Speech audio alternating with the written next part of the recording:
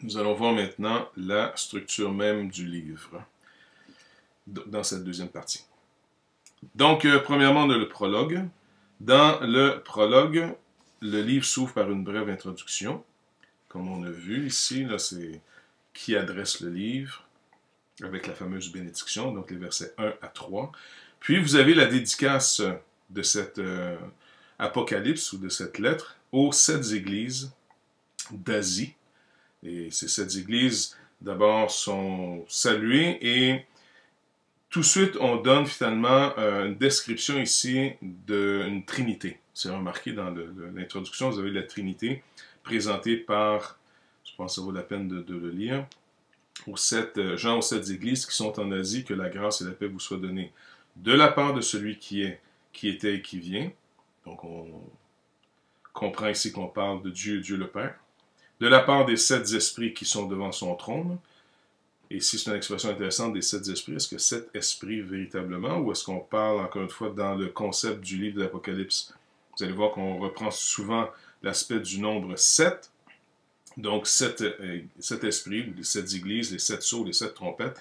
Donc semble ici parler de quelque chose de total, de complet, qui sont devant son trône. Et de la part de Jésus-Christ, le témoin fidèle, le premier-né des morts, donc inévitablement, vous avez la personne du Fils. Donc le Père, l'Esprit Saint et le Fils semblent être présentés ici dans le contexte. Donc il dit ici à celui qui nous aime, qui nous a délivrés de nos péchés par son sang et qui a fait de nous un royaume des sacrificateurs pour Dieu son Père. À lui soit la gloire et la puissance au siècle des siècles. Et là il continue à décrire, il vient avec les nuées. Donc on voit la force ici de la description de ce livre basé sur la Trinité. C'est une œuvre, on pourrait dire, du Dieu trinitaire qui est en train d'agir. Donc ça, c'est toujours, encore une fois, dans son introduction, dans son prologue. Après cette adresse, donc, des versets 4 à 8, on a une vision du Christ glorifié. Très important de le voir ici parce que dans cette description du Christ glorifié, Jean va utiliser toujours une illustration de cette gloire qui est manifestée du Christ glorifié, s'adressant à une des églises sans arrêt. Donc, il dit une vision du Christ glorifié, versets 9 à 20. Et ça conclut donc ici ce prologue. Pour nous amener maintenant aux lettres, parce qu'il va écrire donc 7 lettres, donc à chacune de ces églises, une lettre pour chaque église.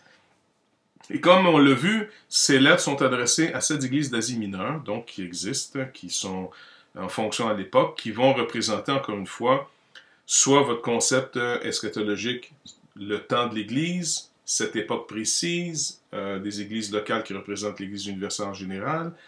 Bref, peu importe, c'est cette église qui existe, Jean s'adresse à eux. Et il est en même temps, parce que l'histoire nous le rappelle, devenu un peu l'apôtre de la région.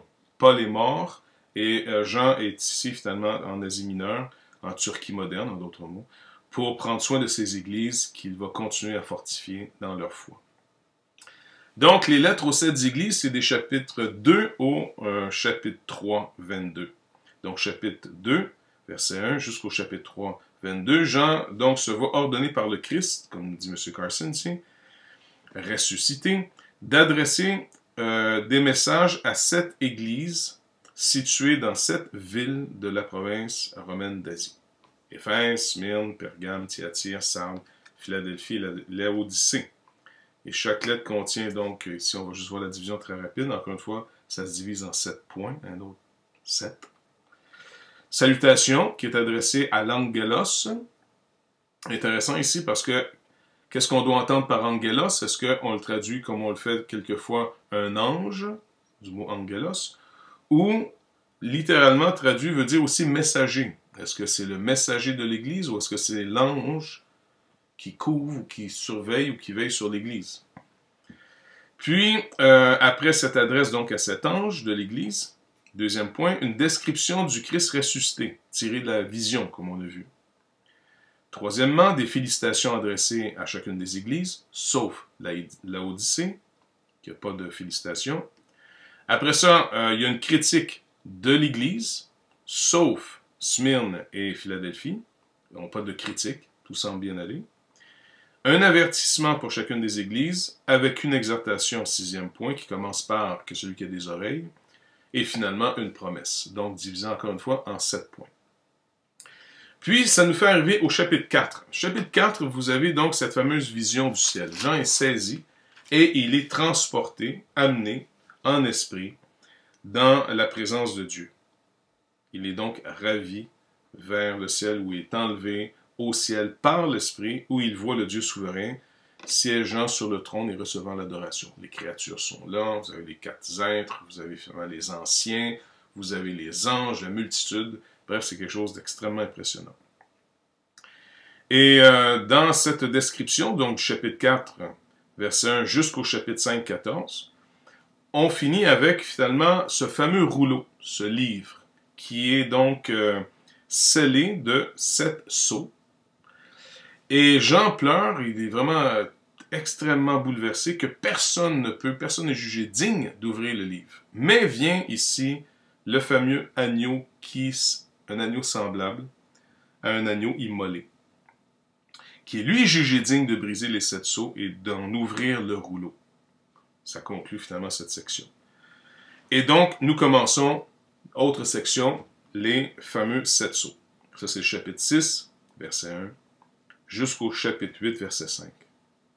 Jean donc décrit ce qu'il voit à l'ouverture de chacun des sceaux par l'agneau.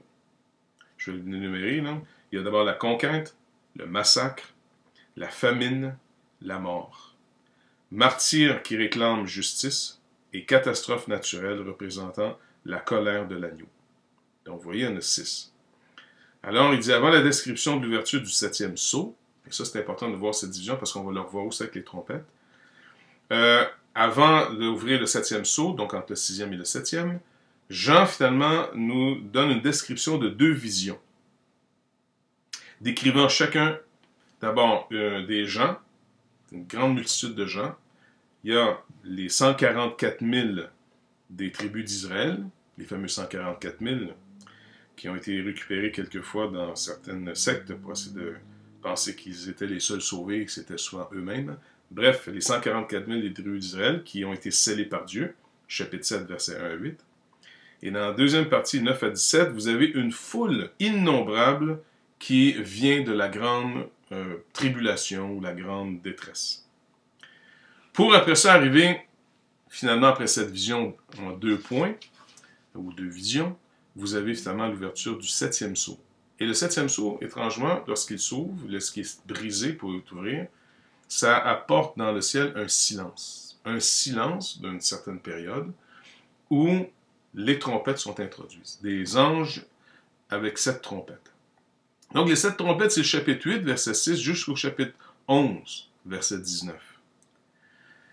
Donc dans sa vision, Jean observe maintenant les désastres qui s'abattent sur la terre au fur et à mesure que les anges soufflent chacun dans des trompettes. Grêle et feu du ciel, montagnes jetées dans la mer, grande étoile tombant du ciel, bouleversement astronomique, sauterelles destructrices, et une immense armée conquérante. Encore une fois, vous avez vu, les 6 trompettes. Il va encore faire comme il a fait pour les sceaux, il arrête, il va donc donner 2 visions à nouveau. Les 2 visions avant de raconter les événements de la 7e trompette. Et donc, il voit finalement un ange, dans cette première vision, qui apporte un petit rouleau que Jean est invité à manger.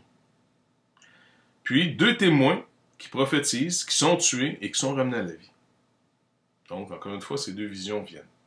Et finalement, après cette deuxième vision des 2 témoins, le 7e ange va sonner de la trompette, qui contient lui aussi, étrangement, aucun événement spécifique. Un peu comme le 7e sceau, comme vous avez remarqué. Et donc, il y a certaines choses qui vont être énumérées. Mais Jean, encore une fois, Carson fait remarquer ici, dit la 7e trompette ne contient aucun événement spécifique, mais inaugure des hymnes qui louent Dieu pour sa victoire et ses jugements. Chapitre 11, versets 15 à 19. Ça nous amène finalement dans une autre section, chapitre 12 jusqu'au chapitre 14, où là, il va y avoir 7 signes importants. Et on va terminer avec ces 7 signes. Jean donc interrompt et dit ces 7 peines numérotées pour introduire une série de visions. Mais le nombre 7, comme nous fait remarquer Carson ici, si fondamental au livre de l'Apocalypse, ne disparaît pas puisque les événements racontés dans les visions sont au nombre de 7. Une femme qui donne naissance à un fils, une guerre céleste entre Michel et ses anges d'une part, et un dragon d'autre part, identifié à Satan, qui est chassé du ciel. Pardon. Une guerre terrestre entre Satan d'un côté et la femme et son fils de l'autre. Le culte mondial d'une bête qui sort de la mer. La domination mondiale d'une bête qui vient de la terre. La louange de l'agneau par les 144 000. Et la moisson de la terre accomplie par quelqu'un qui ressemble à un fils de l'homme et des anges. Donc, il dit comme pour les deux premières septaines, les sceaux et les trompettes, une vision est insérée entre la 6e et la 7e série. Vous voyez jusqu'à aujourd'hui, jusqu'à maintenant, comment c'est extrêmement structuré. Vision de 7, tuc, tuc, tuc. 6e, on arrête, on met 2 visions, 7e.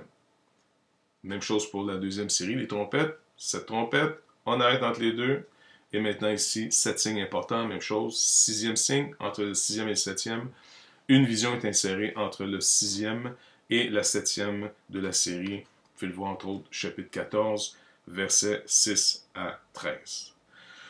Donc c'est un premier survol ici pour commencer à comprendre un peu comment le livre est très très structuré. Donc on ne parle pas nécessairement d'événements si chronologiques, sinon une construction, on pourrait quasiment dire construction, je dirais pas artificielle, mais on est forcé à comprendre qu'il y a une logique qui ne vient pas si facilement. Il y a des codes, les fameux codes de 7, 7, 6, 6 et 7, bref, vous vous rappelez là, les 3 sections de 7 qu'on a vues à date. Les 3 sections de 7, ou les 3 septaines, vont toujours avoir la même structure. On arrête au 6e, puis après avoir décrit la 6e, on a ces 2 visions, et on fait la 7e pour conclure. On va arrêter ici, et puis ce qu'on va faire la prochaine fois, c'est qu'on va continuer du chapitre 15 jusqu'à la fin pour l'Apocalypse. Voilà, et entre-temps, je vous encourage à tout simplement lire ce livre, pas essayer de tout comprendre, de ne pas vous arrêter à tous les détails, mais essayer de retrouver peut-être justement ces fameuses septaines, ou toutes ces divisions de 7 qu'il y a tout le long du livre. Et puis, c'est ça, de juste méditer sur ces choses, réfléchir, essayer de voir même les parallèles avec l'Ancien Testament. Toutes ces images ont toujours un lien avec l'Ancien Testament. Donc, voilà, c'est un peu ce que je vous laisserai comme conseil. Voilà, on se retrouve après par Skype.